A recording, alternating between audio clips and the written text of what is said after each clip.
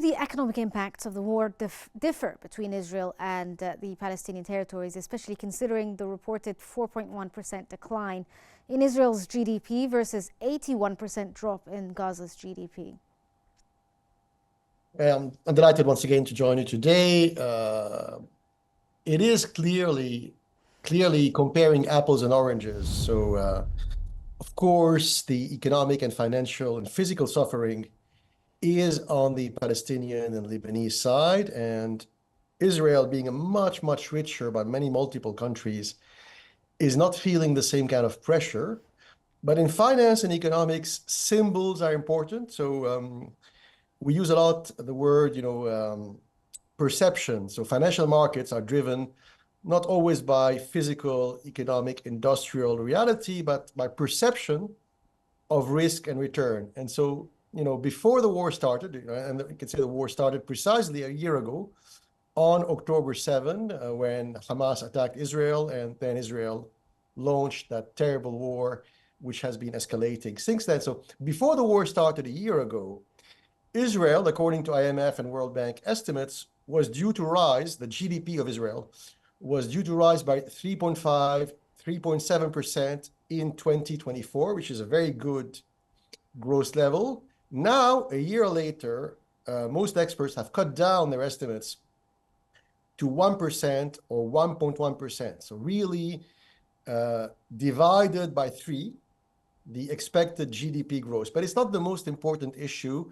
I think the most important issue for the Israeli government and for the Israeli financial sector is the fact that the two big Anglo-American government debt rating agencies, that's Moody's and S&P, they have downgraded the status of Israeli debt, Israeli government debt, twice in the past 12 months.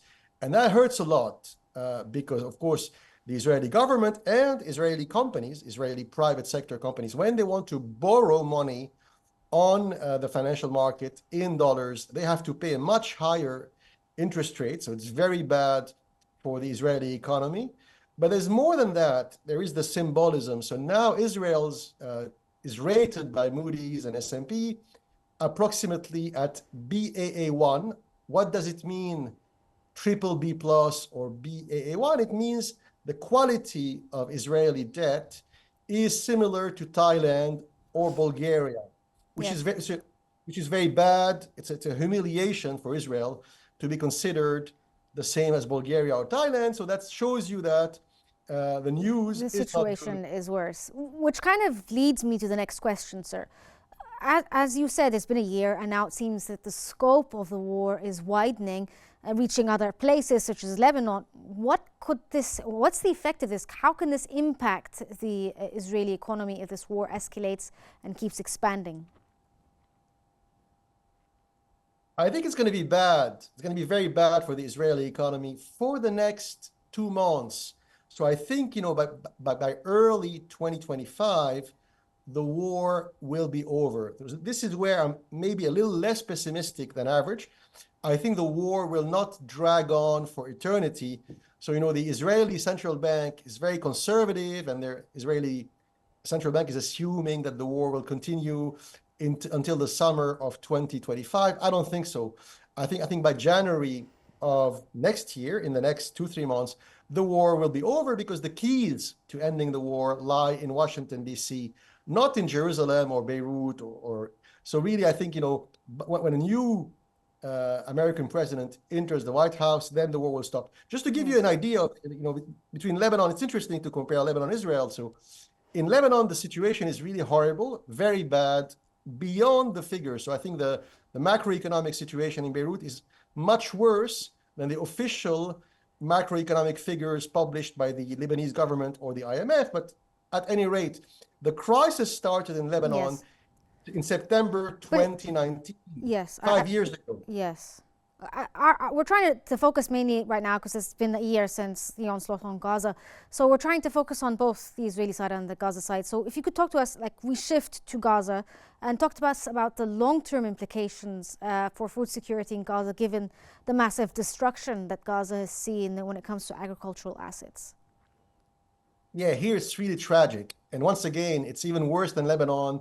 The macroeconomic figures produced by the Hamas government in Gaza or by the Palestinian Authority in Ramallah, reality is much worse than the figures. So officially, in the West Bank and Gaza, GDP per capita is $3,500. I doubt the figure. I think in reality it's less. And of course, now it's 80% less in Gaza, so which means mass famine.